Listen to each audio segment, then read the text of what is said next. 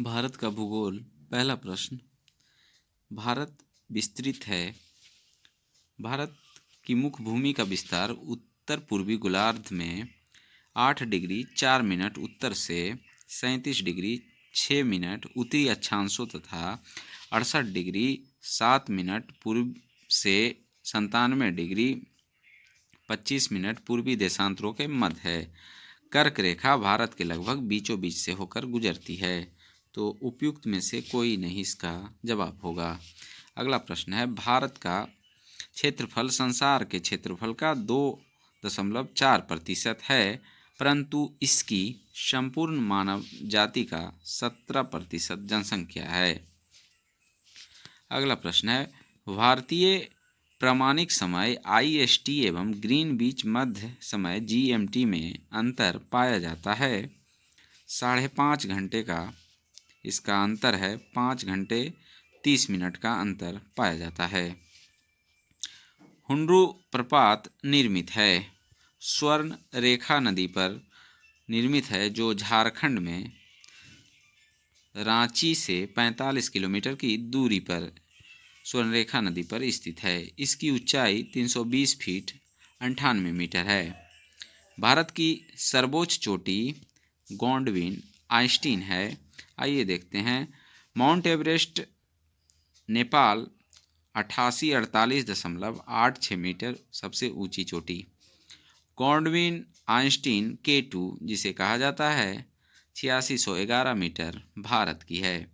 Kanchenjunga 8598 metre Bharat. Makalu 8463 metre Nepal. अगला प्रश्न है, हिमालय में हिम रेखा निम्न में से बीच होती है। 4300 से 6000 मीटर पूर्व में। हिमालय के विभिन्न भागों में हिम रेखा की ऊंचाइयां भिन्न भिन्न पाई जाती है। अगला प्रश्न है, हिमालय का पर्वतपदीय प्रदेश शिवालिका है। अगला प्रश्न है, शिवालिका श्रेणी का निर्माण हुआ है सेनोजोइक में। शिवालिका या ब्रह्म हिमालय का निर्माण आज से लगभग 5 से 1.7 मिलियन वर्ष पूर्व प्लियोसीन अर्थात सेनोजोइक युग में हुआ था। अगला प्रश्न है, भारत के अतिरिक्त प्रायद्वीपीय पर्वत निर्मित हुए सेनोजोइक महाकल्प में। छोटानागपुर का पठार जो है एक अग्रगंभीर है। ऑप्शन ए इसका जवाब है। अगला प्रश्न है, भारत में भू आकारों की रचना के संबंध में निम्नलिखित कथनों पर मनन कीजिए। पहला, संरचनात्मक दृष्टि से मेघालय पठार दक्कन पठार का ही विस्तारित भाग है। दूसरा, कश्मीर घाटी की रचना एक संभिनित में हुई। तीसरा, गंगा मैदान की रचना एक अग्रगर्त में हुई। और चौथा, हिमालय की उत्पत्ति भारतीय प्लेट, यूरोपीय प्लेट तथा चीनी प्लेट के त्रिकोणीय अभिसरण के फलस्वरूप हुई। तो 1, 2 और 3 इसका सही जवाब होगा। अगला प्रश्न है, निम्न में से कौन सा मेघालय पठार का अंश नहीं है। भूवन पहाड़ियाँ मिजो हिल्स के भाग हैं, जो पूर्वोत्तर हिमालय का अंग है, जबकि गारो खासी और जयंतिया पहाड़ियाँ मेघालय पठार के भाग हैं। इस प्रकार इसका जवाब भूवन पहाड़ियाँ है। अगला प्रश्न है, इल्मेनाइट जो कि भारतीय तटीय रेखा के साथ व्यापक रूप से वितरित हैं, किसका खनिज है। टाइटेनियम इसका जवाब होगा। भारत की तट रेखा जो है, भारत की मुख्य भूमि के लगे कुल तट की लंबाई 5422.6 किलोमीटर है। मुख्य भूमि से कुल दूरी तट की लंबाई 2094 किलोमीटर।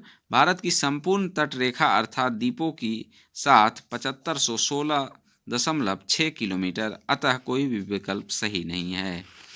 अगला प्रश्न देखेंगे, महाराष्ट्र एवं कर्नाटक में पश्चिमी घाट कहलाते हैं, सह्याद्री कहलाते हैं। ऑप्शन बी इसका जवाब होगा। अगला प्रश्न है, वह दर्रा जो सर्वाधिक ऊंचाई में अवस्थित है। दिए गए विकल्प में नथुला सर्वाधिक ऊंचाई में अवस्थित है। नथुला की ऊंचाई 14,450 फीट है। जोजिला ऊंचाई 11,578 फीट है। रोहतांग दर्रा की ऊंचाई 13,044 फीट है तथा खैबर दर्रा की ऊंचाई 3,510 फीट है। परंतु भारत का सर्वाधिक ऊंचाई में अवस्थित दर्रा यांगजी दीवान 5890 मीटर है। चूंकि विकल्प में उपयुक्त में कोई भी नहीं होगा, अतः इस प्रश्न का विकल्प ई है। अगला प्रश्न है, लक्षद्वीप टापू अवस्थित है दक्षिण पश्चिम भारत में। द्वीपों का समूह लक्षद्वीप प्रवाल उत्पत्ति का है। लक्षद्वीप में कितने द्वीप हैं? तो लक्षद्वीप में द्वीपों की जो संख्या है 36 है। अगला प्रश्न है, विदर्भ एक प्रादेशिक नाम है भारत में और यह महाराष्ट्र का अंग है। अगला प्रश्न है, निम्नलिखित में से किस राज्य में सर्वाधिक क्षेत्र वनों के अंतर्गत पाया जाता है? अरुणाचल प्रदेश इसका जवाब होगा। मध्य प्रदेश ऑप्शन में नहीं है। निम्नलिखित किस पहाड़ी का पूर्वी घाट पश्चिमी घाट से मिलता है? नीलगिरी पहाड़ी इसका सही जवाब है। कन्याकुमारी से सटी पहाड़ियां हैं कार्डेमम की पहाड़ियां। ऑप्शन सी इसका जवाब होगा। अगला प्रश्न देखते हैं, क्षेत्रफल के क्रम में भारत के 3 बड़े राज्य हैं राजस्थान, मध्य प्रदेश और महाराष्ट्र इसका जवाब होगा। अगला प्रश्न है, भारत में जनसंख्या के अनुसार तीसरा एवं क्षेत्रफल में 12वां राज्य जो है बिहार है। अगला प्रश्न है, भारत के निम्नलिखित भागों में द्रविडियन प्रजाति मुख्यतः कहाँ संकेंद्रित है? दक्षिण भारत इसका जवाब होगा। अगला प्रश्न है, निम्नलिखित में से किस राज्य में जनजातीय समुदाय की पहचान नहीं की गई है? हरियाणा इसका जवाब है। अगला प्रश्न है, भील जाति कहाँ पाई जाती है? महाराष्ट्र में पाई जाती है। निम्नलिखित में से जनजाति और राज्य की कौन सी जोड़ी सही नहीं है? तो भील गुजरात सही है। गद्दी हिमाचल प्रदेश ये भी सही है। हिमाचल प्रदेश और जम्मू कश्मीर। कोटा तमिलनाडु ये भी सही है। टोडा केरल ये सही नहीं है। टोडा तमिलनाडु में पाया जाता है, तो इसका जो जवाब हो जाएगा ऑप्शन डी, टोडा तमिलनाडु में पाया जाता है। अगला प्रश्न है, निम्नलिखित नगरों में अलकनंदा एवं भागीरथी कहाँ मिलकर गंगा नदी बनाती हैं? देवप्रयाग इसका जवाब होगा। देवप्रयाग उत्तराखंड के टिहरी गढ़वाल जिले में स्थित प्रसिद्ध तीर्थ स्थल है। अगला प्रश्न है, भारत में यरलुंग जंगबो नदी को किस नाम से जाना जाता है? ब्रह्मपुत्र नदी के नाम से जाना जाता है। यह नदी तिब्बत में सांगपो तथा बंगाल में जमुना कहलाती है। तेल नदी निम्नलिखित नदियों में से किसकी सहायक नदी है? तो तेल नदी महानदी की प्रमुख सहायक नदी है, जो ऑप्शन में नहीं है, तो ऑप्शन ई इसका जवाब होगा, जो उड़ीसा राज्य की प्रमुख नदी है। निम्नलिखित में से कौन सी नदियां बंगाल की खाड़ी में गिरती है? तो गंगा, ब्रह्मपुत्र एवं गोदावरी, और दूसरा महानदी कृष्णा तथा कावेरी। इस प्रकार इसका जवाब होगा डी, ए और बी दोनों सही हैं। निम्नलिखित में से गंगा नदी घाटी का भाग कौन सी उप नदी है? तो इसका जो जवाब होगा, उत्तरी कोयल झारखंड से बहने वाली एक नदी है, जो सोन नदी की एक सहायक नदी है। यह सोन नदी के दाहिने तट पर मिलती है। सोन नदी दक्षिणी भाग से गंगा नदी में मिलने वाली दूसरी सबसे बड़ी, पहली यमुना सहायक नदी है, जो पटना के पास गंगा में मिलती है। तो इसका जो जवाब होगा ऑप्शन ई इसका जवाब होगा। अगला प्रश्न है, सोन और गंगा नदी का संगम बिहार के किस जिले में स्थित है? पटना जिले में इसका मिलन होता है, फतुहा के पास।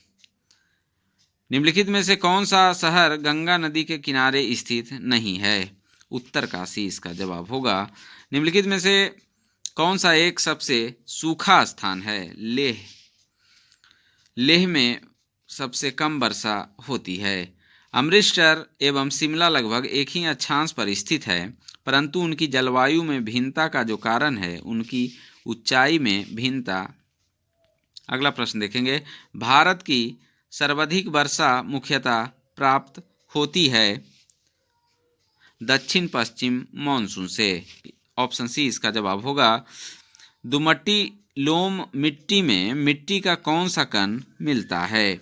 सभी प्रकार के कण मिलते हैं। पौधों को सबसे अधिक पानी किस मिट्टी में मिलता है? चिकनी मिट्टी इसका जवाब है। अगला प्रश्न है, निम्नलिखित नहर प्रणालियों में किससे बिहार के क्षेत्र में सिंचाई होती है?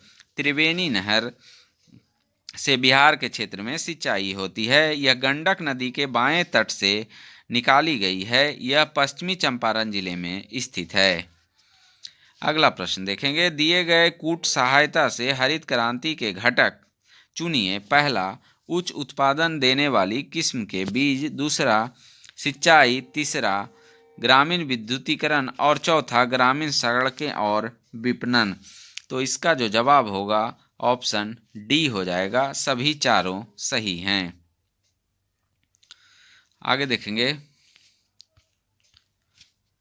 निम्नलिखित में से कौन सा एक कृषि में उत्पादकता बढ़ाने का रास्ता है? तो उपयुक्त विकल्पों में दिए गए सभी उपाय कृषि में उत्पादकता बढ़ाने के रास्ते हैं। भारत में 60 और 70 के दशक में बीज, खाद, सिंचाई, कीटनाशकों और पादप संरक्षण तकनीकों के उत्पादन, विकास और प्रयोग में वृद्धि हुई। इससे देश में हरित क्रांति का सूत्रपात हुआ। तो इसमें जवाब होगा ऑप्शन ई, एक से अधिक। अगला प्रश्न देखेंगे, इंद्रधनुषीय क्रांति का जो संबंध है हरित क्रांति से, श्वेत क्रांति से, नीली क्रांति से, उपयुक्त में से सभी इसका जवाब होगा। अगला प्रश्न है, काली क्रांति का जो संबंध है कच्चा तेल उत्पादन से है। ऑप्शन सी इसका जवाब होगा। आइए देखते हैं यहाँ पे, गुलाबी क्रांति का संबंध प्याज से, और नीली क्रांति का जो संबंध है मत्स्य उत्पादन से, हरित क्रांति का खाद्यान्न से, लाल क्रांति मांस और टमाटर, पीली क्रांति तिलहन से। आगे देखेंगे, भारत का अधिकतम गेहूं उत्पादक जो राज्य है उत्तर प्रदेश है। सबसे ज़्यादा गेहूं कहाँ पैदा होता है? तो उत्तर प्रदेश में होता है। आगे है, भारत के किन राज्यों में गन्ना सबसे ज़्यादा पैदा होता है? बिहार और उत्तर प्रदेश इसका जवाब होगा। अगला प्रश्न है, भारत के निम्न राज्यों में से किसे चीनी का कटोरा कहा जाता है? उत्तर प्रदेश को कहा जाता है। भारत में एकमात्र राज्य जो केसर का उत्पादन करता है वो जम्मू कश्मीर है। अब तो केंद्र शासित प्रदेश हो गया है। निम्न में से नकदी फसल कौन सी नहीं है? ज्वार इसका जवाब होगा। अगला प्रश्न देखते हैं, भारत के कौन से दो राज्य सबसे बड़े पैमाने पर लौह अयस्क से संपन्न हैं? तो मध्य प्रदेश और उड़ीसा इसका जवाब होगा। अगला प्रश्न है, निम्नलिखित लौह अयस्कों में से बैलाडीला में किसका खनन होता है? तो हेमेटाइट का खनन किया जाता है बैलाडीला में। बैलाडीला खान छत्तीसगढ़ के दंतेवाड़े जिले में स्थित है। झारखंड में कोयला की खानें स्थित हैं झरिया में। झरिया धनबाद जिले में स्थित है। भूमिगत कोयले का दहन किस राज्य में होता है? झारखंड इसका जवाब होगा। झारखंड के झरिया क्षेत्र में मुख्यतः क्या पाया जाता है? कोयला इसका सही जवाब है। अगला प्रश्न देखते हैं, भारतीय कोयला उद्योग की निम्नलिखित समस्याओं पर विचार करें। पहला, निम्न कोटि का कोयला एवं कोयला संचलन में बाधा। दूसरा, धुलाई संस्थानों की उपयोग क्षमता में कमी। तीसरा, कोकिंग कोयला के आयात पर बढ़ती निर्भरता। और चौथा, कार्य संचालन कीमतें। तो इसका जो सही जवाब होगा ऑप्शन बी, चारों सही हैं। अगला प्रश्न देखेंगे, भारत में सबसे पुराना तेल भंडार कहाँ है? डिगबोई असम इसका जवाब होगा। यह ब्रह्मपुत्र घाटी का तेल भंडार है। अगला प्रश्न है, भारत में सर्वप्रथम तेल या ऊर्जा संकट कब हुआ था? तो 1970 और 80 के दौरान ये हुआ था। 1973 में पैदा हुआ था, जब तेल निर्यातक देश ओपेक ने तेल की कीमतों में आकाशात्मक 4 गुना से अधिक वृद्धि कर दी थी। अगला प्रश्न है, भारत में प्रति व्यक्ति ऊर्जा की खपत वर्ष 1994 में 243 किलोग्राम तेल के बराबर थी। आगे देखेंगे, निम्न राज्यों में से कौन सा राज्य भारत में सर्वाधिक सौर ऊर्जा का उत्पादक है? तो कर्नाटक है इसका सही जवाब।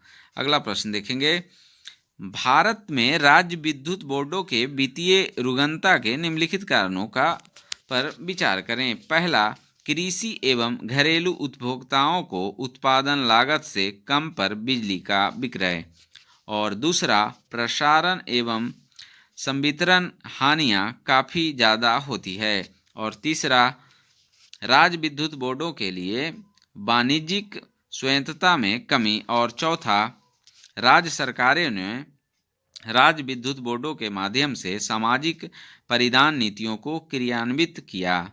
तो इसका जो जवाब है 1, 2, 3 तथा 4 सभी सही हैं। आगे देखेंगे, टिस्को संयंत्र किसके नज़दीक स्थित है? तो टाटा नगर के नज़दीक स्थित है। इस कारखाने की स्थापना 1907 ईस्वी में की गई थी। आगे देखेंगे, बिहार में डालमिया नगर किसके लिए प्रसिद्ध है? तो सीमेंट के लिए प्रसिद्ध है। ऑप्शन बी इसका जवाब होगा। आगे अगला प्रश्न है, निम्नलिखित स्थानों में कहाँ तांबा उद्योग स्थापित है? खेतड़ी राजस्थान में इसका झुंझुनू जिले में स्थित है। आगे है, राजस्थान राज्य का खेतड़ी बेल्ट किसके लिए प्रसिद्ध है? तो तांबा के लिए प्रसिद्ध है। अगला प्रश्न है, स्वनिर्मित चतुर्भुज क्या है? राष्ट्रीय राजमार्ग परियोजना है जिसकी शुरुआत 2001 में हुई थी। इसके माध्यम से देश के 4 प्रमुख महानगरों दिल्ली, मुंबई, चेन्नई और कोलकाता को सड़क मार्ग से जोड़ना है। आगे है, भारत का 40% सड़क परिवहन होता है राष्ट्रीय राजमार्ग से। ऑप्शन ए इसका जवाब होगा। निम्न हिमालय पर्वत श्रेणियों में से किस पर्वत श्रेणी को अटल टनल पार करती है? पूर्वी पीर पंचाल इसका जवाब होगा।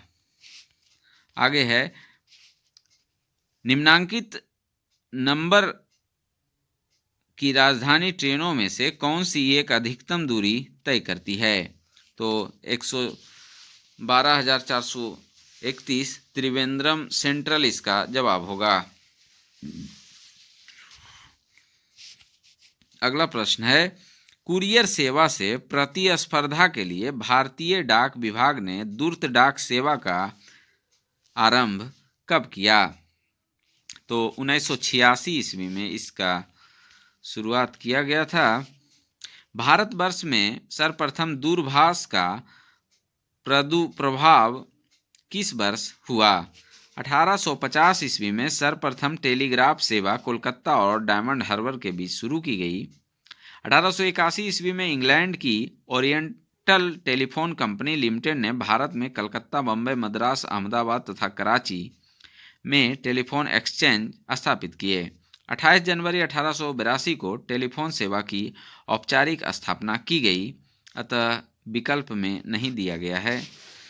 आगे बढ़ेंगे, पाट अंचल अवस्थित है। तो इसकी जो स्थिति है झारखंड में। पाट अंचल छोटा नागपुर प्रदेश में अवस्थित है। ये ऊंचे पहाड़ी शिखर होते हैं। छोटा नागपुर पठार का अधिकांश भाग झारखंड राज्य के अंतर्गत आता है, अतः विकल्प बी जो है सही है। झुमरी तिलैया रेडियो पर गीतों की फरमाइश के लिए प्रसिद्ध किस राज्य में स्थित है? ऑप्शन बी झारखंड होगा। अगला प्रश्न है, क्षेत्रफल के अनुसार निम्नलिखित राज्यों का सही अवरोही क्रम क्या होगा? तो अवरोही क्रम जो होगा पहले मध्य प्रदेश, उसके बाद उत्तर प्रदेश, उसके बाद आंध्र प्रदेश और फिर बिहार। तो इस प्रकार इसका जवाब जो हो जाएगा ऑप्शन डी इसका सही जवाब होगा। अगला प्रश्न है, भौगोलिक क्षेत्र की दृष्टि से भारत के निम्न जिलों में से कौन सा जिला सबसे बड़ा है? तो कच्छ इसका सही जवाब है। अगला प्रश्न है, असम कुल मिलाकर कितने राज्यों एवं केंद्र शासित क्षेत्रों से घिरा है? 7 इसका जवाब होगा। पश्चिम बंगाल, अरुणाचल प्रदेश, नागालैंड, मणिपुर, मिजोरम, त्रिपुरा, मेघालय। गद्दी लोग निवासी हैं हिमाचल प्रदेश के। ऑप्शन बी इसका सही जवाब है। बोडो निवासी हैं गोरो पहाड़ी के। गारो जनजाति कहाँ पाई जाती है? तो गारो जो जनजाति है 2011 की जनगणना के अनुसार गारो जनजाति मेघालय, असम, मिजोरम तीनों राज्यों में पाई जाती है। अतः उपयुक्त में किसी भी विकल्प का चयन संभव नहीं है। अगला प्रश्न है, गंगा की जलोढ़ मृदा की गहराई भूमि सतह के नीचे लगभग 6000 मीटर तक होती है। आगे है, भारत की सबसे बड़ी बाह नदी कौन सी है? तो गंगा है, 2525 किलोमीटर। गंगा नदी के किनारे सबसे बड़ा शहर जो है कानपुर है। आगे देखेंगे, तिब्बत में मानसरोवर झील के पास जिस नदी का स्रोत है वह जो है ब्रह्मपुत्र, सतलज, सिंधु। उपयुक्त में से तीनों हैं। मानस नदी किस नदी की उपनदी है? ब्रह्मपुत्र नदी की उपनदी है। अगला प्रश्न है, निम्नलिखित तुलना के आधार पर हिमालय नदी की प्रायद्वीपीय नदी से तुलना करें। पहला, अधिकांश हिमालयी नदियां बारहमासी जबकि अधिकांश प्रायद्वीपीय नदियां वर्षा पर निर्भर है। दूसरा, हिमालयी नदी की ढाल प्रायद्वीपीय नदी की तुलना में अधिक खड़ा है। तीसरा, प्रायद्वीपीय नदी हिमालयी नदी की तुलना में अपने रास्ते से अधिक क्षरण का कारण बनती है। तो इसका जो जवाब होगा 1 और 2 सही हैं। अगला प्रश्न है, कौन सी नदी भ्रंश द्रोणी से होकर बहती है? तो नर्मदा जो है, नर्मदा नदी विंध्य एवं सतपुड़ा के मध्य भ्रंश घाटी से होकर बहती है। ऑप्शन ए इसका जवाब है। अगला प्रश्न है, पश्चिम की ओर प्रवाहित होने वाली नदियां जो है नर्मदा और ताप्ती है। ऑप्शन ए इसका जवाब होगा 1 और 2। अगला प्रश्न देखेंगे, कावेरी नदी कौन से राज्यों से होकर गुजरती है? कर्नाटक, केरल, तमिलनाडु इसका जवाब होगा। अगला प्रश्न है, सोन नर्मदा तथा महानदी निकलती है। सोन और नर्मदा नदी अमरकंटक से निकलती है जबकि महानदी धमतरी के सिहावा पहाड़ी से निकलती है। तो इसका जो जवाब होगा इसमें नहीं दिया है। अगला प्रश्न है, दामोदर नदी निकलती है छोटा नागपुर के पठार से। ऑप्शन बी इसका जवाब होगा। अगला प्रश्न देखेंगे, निम्नलिखित में कौन भूमि बंधित नदी है? लूनी नदी इसका जवाब होगा। लूनी नदी के अजमेर के दक्षिण पश्चिम में अरावली श्रेणी से निकलती है। 511 किलोमीटर तक प्रवाहित होने के पश्चात यह कच्छ के रण के दलदली क्षेत्र में विलुप्त हो जाती है। अतः इसका संपर्क समुद्र से नहीं हो पाता। शेष सभी समुद्र में मिलने वाली नदियां हैं। आगे है, निम्न नदियों में सबसे अधिक नदी पथ परिवर्तन किया है। तो कोसी नदी, कोसी अपनी भयंकर बाढ़ों तथा बार बार मार्ग परिवर्तन करने के लिए विशेष रूप से जानी जाती है। अतः यह कहा जा सकता है कि भारत की अन्य सभी नदियों में से कोसी नदी ने सर्वाधिक बार अपने प्रवाह मार्ग को बदला है। बिहार का शोक कोसी नदी को कहा जाता है। आगे है, दामोदर, कोयल और स्वर्ण रेखा नदियां निम्नलिखित में से किससे निकलती है? छोटा नागपुर का पठार इसका जवाब होगा। अगला है, भारतीय मानसून मौसमी विस्थापन से इंगित है, जिसका जो कारण है स्थल तथा समुद्र का विभेदी तापन। अगला प्रश्न देखेंगे, आम्र वर्षा है कर्नाटक एवं केरल में अप्रैल महीने में तड़ित झंझावत के साथ होने वाली वर्षा को चेरी ब्लॉसम कहते हैं, जबकि मई महीने में होने वाली वर्षा को आम्र वर्षा कहा जाता है, क्योंकि इस वर्षा से आम के फल पकने लगते हैं। बंगाल एवं असम में अप्रैल मई में होने वाली तड़ित झंझावत के साथ वर्षा को काल बैसाखी कहा जाता है। अतः दिए गए विकल्प में कोई भी विकल्प सही नहीं है। आगे देखेंगे, निम्न राज्यों में से किस राज्य में जाड़े के मौसम में बारिश मिलती है? तमिलनाडु इसका जवाब होगा। अक्टूबर नवंबर के महीने में उत्तर पूर्व मानसून लौटते हुए मानसून से तमिलनाडु के तटवर्ती इलाकों में 65 से 75 सेंटीमीटर तक बारिश होती है। अगला प्रश्न है, चेरापूंजी अवस्थित है मेघालय राज्य में। आगे देखेंगे, प्राकृतिक आपदाएं प्रदेश, तो बाढ़ जो है उत्तर प्रदेश तथा बिहार के मैदान से संबंधित है, और भूकंप जो है हिमालय का गिरिपाद क्षेत्र संबंधित है। सूखा जो है मध्य पूर्वी भारत से संबंधित है। चक्रवात झारखंड तथा उत्तरी उड़ीसा से संबंधित है। तो इसका जो जवाब होगा ऑप्शन बी इसका जवाब है। अगला प्रश्न है, करेबास मृत्तिका जो जफरान केसर का एक स्थानीय प्रकार के उत्पादन के लिए उपयोगी है पाई जाती है कश्मीर हिमालय में। रेगड़ किसका नाम है? तो रेगुड़ जो है काली मिट्टी का नाम है, रेगुड़ मिट्टी भी कहते हैं इसको, रेगड़ इसमें दिया गया है। रेगड़ मिट्टी किस सबसे ज़्यादा महाराष्ट्र में पाई जाती है? अगला प्रश्न है, रेगुर नाम है काली मिट्टी का, मृदा अपरदन रोका जा सकता है बना रोपण द्वारा। ऑप्शन सी इसका जवाब होगा। गंगा के मैदान को जियोसिक्नक्लाइन कहा जाता है। ऑप्शन सी इसका जवाब होगा। अगला प्रश्न है, गंगा के मैदान की पुरानी कछारी मिट्टी कहलाती है बांगर, और नए को खादर कहा जाता है। निम्नलिखित में से कौन सी मिट्टी नदियों द्वारा निर्मित है? जलोढ़ मिट्टी इसका सही जवाब होगा। अगला प्रश्न है, भारत के कुल भौगोलिक क्षेत्र में वन क्षेत्र का क्या प्रतिशत है? 20.7%।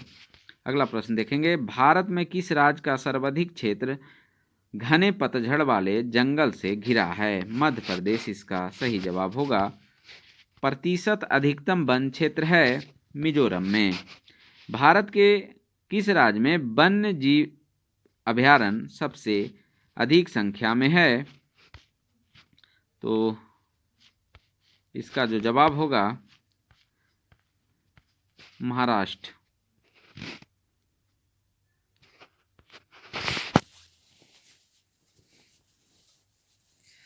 अगला प्रश्न देखेंगे, समस्त विश्व में तेंदुओं की सर्वाधिक आबादी भारत में है, इनकी अनुमानित संख्या जो है इसमें देखना होगा। स्टेटस ऑफ लियोपार्डस इन इंडिया 2018 के अनुसार भारत में लगभग 12,852 तेंदुआ के होने के अनुमान हैं। अगला प्रश्न है, भारत की जनसंख्या विशेषताओं के संबंध में निम्नलिखित कथनों पर मनन करें। पहला, 1991 से 2000 के दशक में जनसंख्या की वृद्धि लगभग 21% की दर हुई। दूसरा, वर्ष 1991 की अपेक्षा 2001 में पुरुष व महिला साक्षरता का अंतर बढ़ गया। तीसरा, वर्ष 2001 की जनगणना के अनुसार देश में 35 ऐसे बड़े नगर हैं जिनमें कुल नगरीय जनसंख्या की लगभग 48% जनसंख्या निवास करती है। और चौथा, 1991 की जनसंख्या के अनुत्पादक उपभोक्ताओं की संख्या में कमी का संकेत दिया है। तो इसमें जो सही कथन होगा 1 और 4, ऑप्शन सी इसका सही जवाब है। अगला प्रश्न है, 2011 की जनगणना के अनुसार भारत की कुल जनसंख्या में नगरीय जनसंख्या का प्रतिशत था। 31% इसका जवाब है। अगला प्रश्न है, सारण सिंचाई नहर जो है गंडक नदी से निकलती है। त्रिवेणी नहर में किस नदी से पानी आता है? तो गंडक नदी से पानी आता है। अगला प्रश्न है, भाखड़ा नागल एक संयुक्त परियोजना है जो हरियाणा, पंजाब, राजस्थान की है। ऑप्शन ए इसका सही जवाब है। भाखड़ा नागल बांध किस नदी पर बनाया गया है? सतलज नदी पे बनाया गया है। ऑप्शन डी इसका जवाब होगा। किस नदी पर शिवसमुद्रम जलप्रपात अवस्थित है? कावेरी नदी इसका जवाब होगा। अगला प्रश्न देखेंगे, पट्टी सीमा परियोजना निम्नलिखित में से किन नदियों के एकीकरण से जुड़ी है? कृष्णा और गोदावरी इसका जवाब होगा। अगला प्रश्न है, हीराकुंड बांध तैयार किया गया है महानदी पे। अगला प्रश्न है, मेथौन, बेल पहाड़ी एवं तिलैया बांध किस नदी पर बनाए गए हैं? बराकर नदी पे। अगला प्रश्न होगा, निम्नलिखित में से कौन सी एक मीठे पानी की झील है? तो दिए गए विकल्पों में बूलर जो जम्मू कश्मीर तथा लोकटक मणिपुर मीठे पानी की झील है, जबकि चिल्का उड़ीसा एवं सांभर राजस्थान में खारे पानी की झील है। तो इसमें दो दिया गया है, बूलर झील और एक जो है लोकटक झील, दो होंगे। अगला प्रश्न है, भारत में कौन सा कृषि वित्त का स्रोत नहीं है? तो इनमें से कोई नहीं, इसका जवाब है ऑप्शन डी, वाणिज्य बैंक, सहकारी बैंक, क्षेत्रीय बैंक। स्पष्ट है कि सही उत्तर विकल्प डी होगा। अगला प्रश्न देखेंगे, कृषि में युग्म पैदावार का आशय विभिन्न मौसमों पर दो फसल को उगाने से है। ऑप्शन ए इसका जवाब होगा। अगला प्रश्न है, भारत में द्वितीय हरित क्रांति के संबंध में क्या सही है? पहला, इसका लक्ष्य हरित क्रांति से पूर्व में ही लाभान्वित हो चुके क्षेत्रों में गेहूं एवं चावल के उत्पादन में और वृद्धि करना है। और दूसरा, इसका लक्ष्य हरित क्रांति से अब तक लाभान्वित न हो सकने वाले क्षेत्रों में बीज, पानी, उर्वरक तकनीक का विस्तार करना। और तीसरा, इसका लक्ष्य हरित क्रांति के प्रारंभ में प्रयुक्त हो चुकी फसलों को छोड़कर अन्य फसलों के उत्पादन में वृद्धि करना। चौथा, इसका लक्ष्य पशुपालन, सामाजिक वानिकी तथा मत्स्य पालन के साथ यशोदोत्पादन का समकालन करना। ऑप्शन सी इसका जवाब होगा। 2 और 4 सही हैं। अगला प्रश्न होगा, नकदी फसल में सम्मिलित नहीं है। गेहूं इसका सही जवाब है।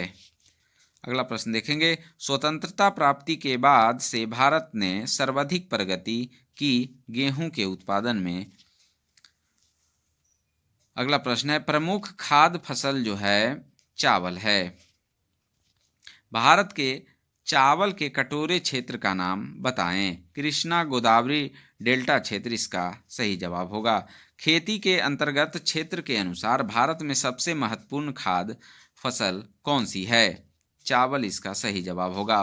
भारत में कौन सी फसल सर्वाधिक क्षेत्र में बोई जाती है? तो मूंगफली इसका सही जवाब है। 1 मिनट,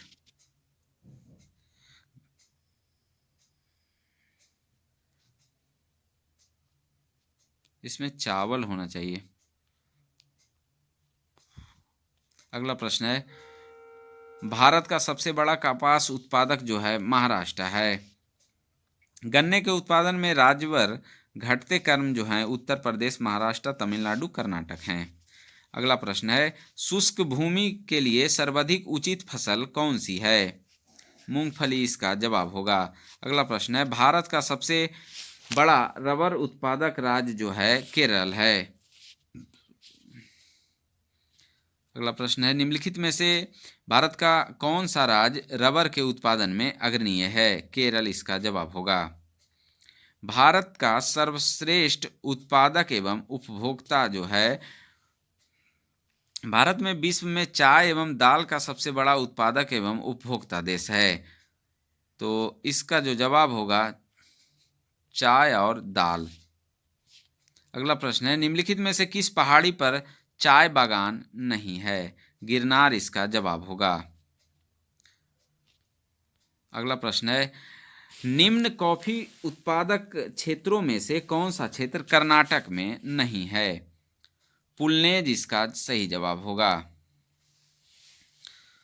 अगला प्रश्न देखेंगे, भारत अपनी आवश्यकता से अधिक उत्पादन करता है चाय का।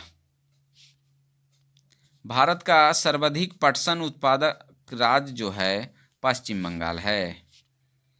भारत के राज्यों में से जूट उत्पादन की दृष्टि से बिहार का स्थान क्या है? द्वितीय इसका जवाब होगा। एल्युमिनियम का सबसे महत्वपूर्ण अयस्क जो है बॉक्साइट है। आगे देखेंगे, निम्नलिखित भारतीय राज्यों में लौह अयस्क उपलब्ध नहीं है। पंजाब इसका जवाब होगा। अगला प्रश्न है, भारत के किस राज्य में चांदी उपलब्ध होती है? तो राजस्थान और कर्नाटक इसका जवाब होगा, जो ऑप्शन में नहीं है। आगे देखेंगे, निम्न खनिजों में से किस खनिज के उत्पादन में भारत विश्व में अग्रणीय है? तो 2019 अभ्रक का उत्पादक सबसे बड़ा उत्पादक ब्राजील, तांबा का सबसे बड़ा उत्पादक चिली, जिप्सम का सबसे बड़ा उत्पादक संयुक्त राज्य अमेरिका तथा लौह अयस्क का सबसे बड़ा उत्पादक ऑस्ट्रेलिया है। तो इसमें ऑप्शन ई इसका जवाब होगा। भारत का कौन सा राज्य सर्वाधिक अभ्रक उत्पादन करता है? झारखंड इसका सही जवाब है।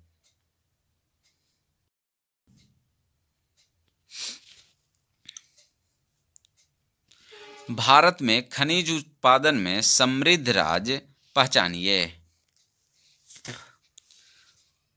मूल्य की दृष्टि से सबसे बड़ा खनिज उत्पादक राज्य बिहार था। इंडियन ब्यूरो ऑफ माइंस के अनुसार मूल्य की दृष्टि से ये 1994 की बात है।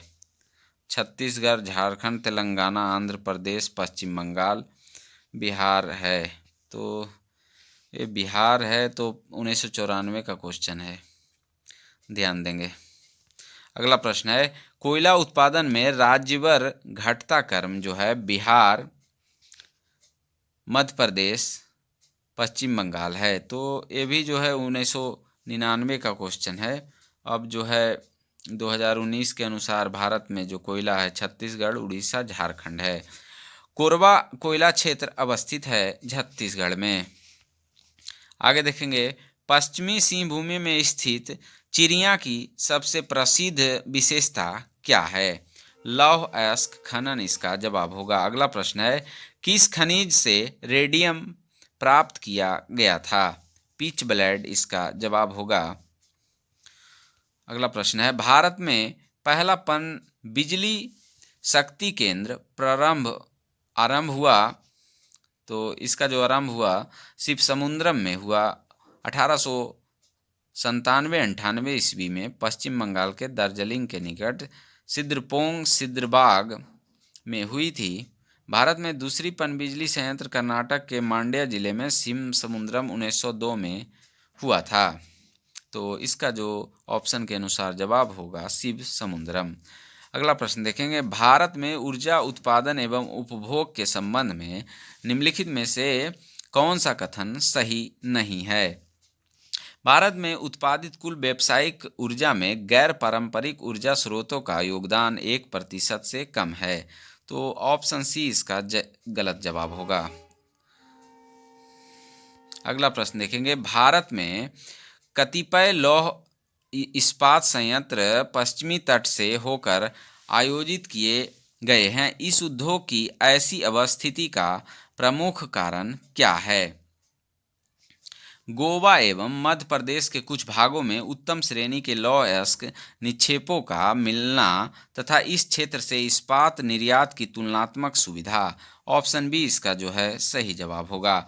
अगला प्रश्न है, भारत में कुल कितने राष्ट्रीय राजमार्ग और उनकी कुल लंबाई तकरीबन कितनी है? 64 और 40,000 किलोमीटर इसका जवाब होगा। भारत में सबसे पहले रेल मार्ग तैयार हुआ था 1853 में, लॉर्ड डलहौजी के समय में हुआ था, जो 14 सवारी डिब्बों में 4000 मेहमान यात्री को लेकर 34 किलोमीटर की दूरी तय करके थाने स्टेशन पहुंची थी। अगला प्रश्न है, बड़ी लाइन की दो पटरियों के बीच की दूरी होती है। तो इसका जो जवाब होगा 5.5 फीट होगा। अगला प्रश्न है, मार्मुगाओ पतन स्थित है गोवा में।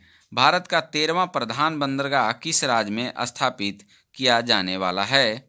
तो एक करेंट प्रश्न है, महाराष्ट्र इसका सही जवाब होगा।